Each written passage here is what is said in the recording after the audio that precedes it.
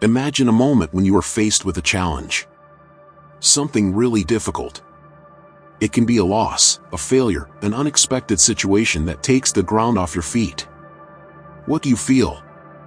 Most of us want to escape from pain. We look for ways to distract ourselves, to get away from suffering, whether it's scrolling the screen of our cell phone or immersing ourselves in endless series. After all, who likes to suffer, right? But what if I told you that there is an ancient philosophy that sees suffering in a completely different way? Who believes that pain, instead of being something to be avoided, can be a powerful tool for growth and overcoming? Sound strange? Maybe, but think about it for a moment. How many times, after facing a difficulty, did you feel stronger, more prepared for what came next? Stoicism teaches us exactly that suffering is part of life, and instead of running away from it, we should embrace it. And this may sound radical in a world that encourages us, all the time, to seek comfort and avoid any discomfort. But does this approach still make sense today? Isn't the answer to many of our problems precisely in how we deal with suffering, instead of trying to erase it? Let's explore this idea together and understand how such an ancient philosophy can offer us surprisingly relevant answers to modern challenges. Have you ever wondered why we often feel that life is full of obstacles, as if suffering is a constant? Sometimes, it seems that pain is part of our daily lives, but what if that was just the point? Are we seeing things wrong? Stoicism, a philosophy that has spanned centuries, proposes something that may sound counterintuitive. Instead of avoiding suffering, we should accept it as a natural part of our journey. But calm down. This does not mean that Stoicism is a pessimistic view of life, where suffering is glorified or desired. Quite the opposite. What this ancient philosophy teaches us is that pain, failure, and hardship are inevitable. However, what really matters is not the suffering itself, but how we deal with it. When the Stoic says that we should accept pain, he is not suggesting that we should suffer passively, but rather that we can learn to turn adversity into strength. Think about the most difficult times you've ever experienced. Now, think about what you learned from them. How many times, after facing something really challenging, have you come out stronger, more prepared? It is this kind of resilience that Stoicism preaches, that suffering is not the end, but rather a stage in the process of growth. But is this too harsh a view of life? Could it be that facing suffering in this way can make us desensitized or disconnected from emotions? Or does this approach teach us to have a more realistic and empowering view of the ups and downs we all face? We live in a world that values comfort above all else. Look around you, from the ease of ordering food with a click to the plethora of entertainment that distracts us for hours, everything seems designed to keep us away from discomfort.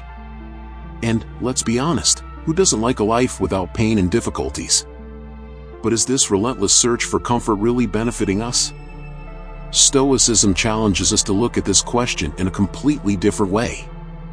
While our modern society pushes us to avoid any form of suffering, the Stoics teach us to embrace pain as an essential part of the human experience. It may seem like a paradox, but the more we try to avoid suffering, the more fragile we become in the face of it. Now, stop and think, how many times, when running away from an uncomfortable situation, have you ended up feeling even worse? Or maybe you've realized that by avoiding pain, you've missed the opportunity to grow? The truth is that suffering is part of life.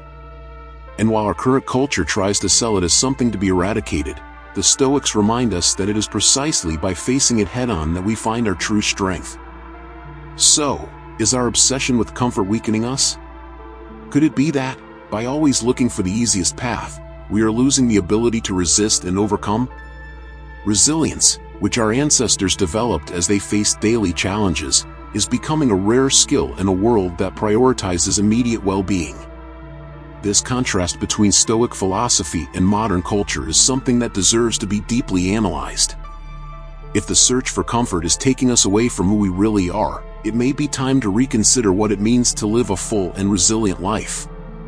When we think of suffering, most of us tend to associate it with something that should be avoided at all costs. After all, pain is uncomfortable, it exposes us, makes us fragile. But, on the other hand, How many times in your life have the most difficult moments not turned out to be the biggest turning points?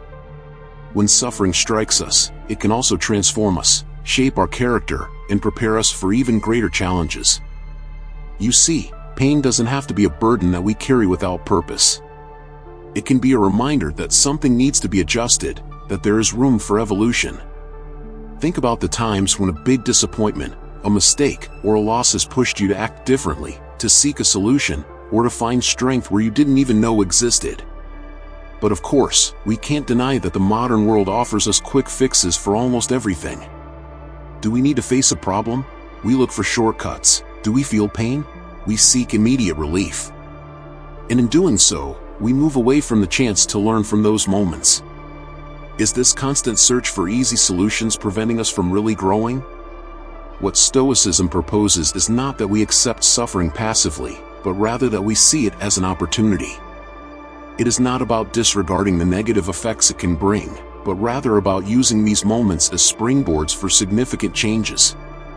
When we talk about suffering, we cannot ignore a crucial aspect: mental health.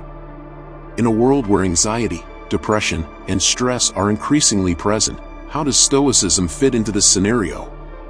Can the philosophy that preaches the acceptance of suffering really help us deal with these modern challenges? Or does it run the risk of minimizing the severity of mental health issues? On the one hand, Stoicism offers us an interesting approach. It teaches us to accept what we cannot control, to focus on what is within our reach, and to see suffering as a natural part of life. For many, this can be liberating, a way to take the weight off expectations and daily pressures. It's like a way to find peace in the midst of chaos. And indeed, many of the Stoic techniques have parallels with practices we see today in therapies such as CBT, cognitive behavioral therapy, which encourages the recognition of dysfunctional thoughts and the acceptance of reality as it is. But the question is, to what extent can this acceptance of suffering be beneficial to everyone? Can it be dangerous in some cases?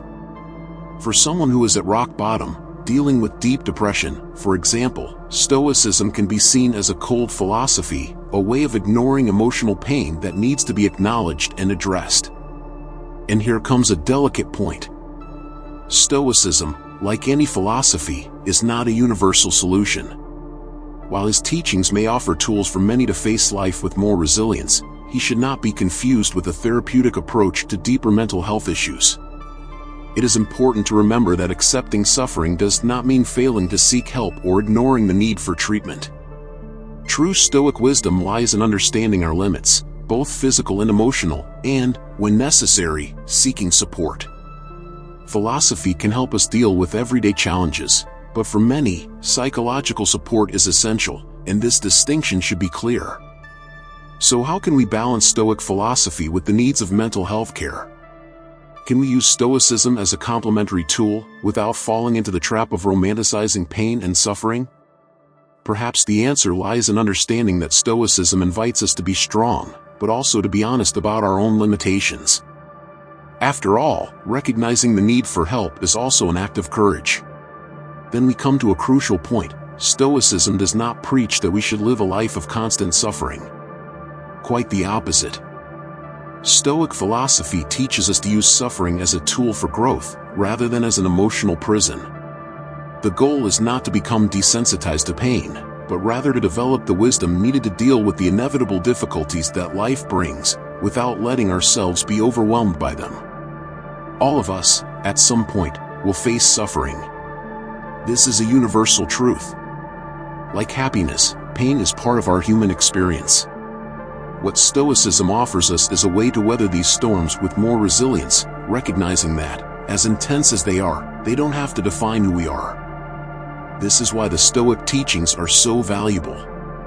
They invite us to look within, to mature emotionally, and to find a balance between what we feel and how we react. Stoicism reminds us that we can, yes, find happiness, but that it is not in escaping from suffering, but in how we deal with it. True strength lies in using adversity to shape a more authentic and balanced life. Now, think with me, if we are all destined to face difficulties, how do you intend to face them? Will you run away, or will you grow up with them? And here's a question to ponder together. Are we losing the ability to deal with pain wisely in a comfort-obsessed world?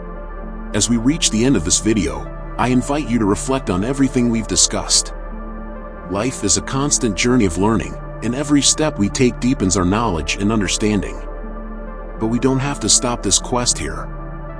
In our other videos, you'll find a wealth of content that can enrich your experience and offer new perspectives.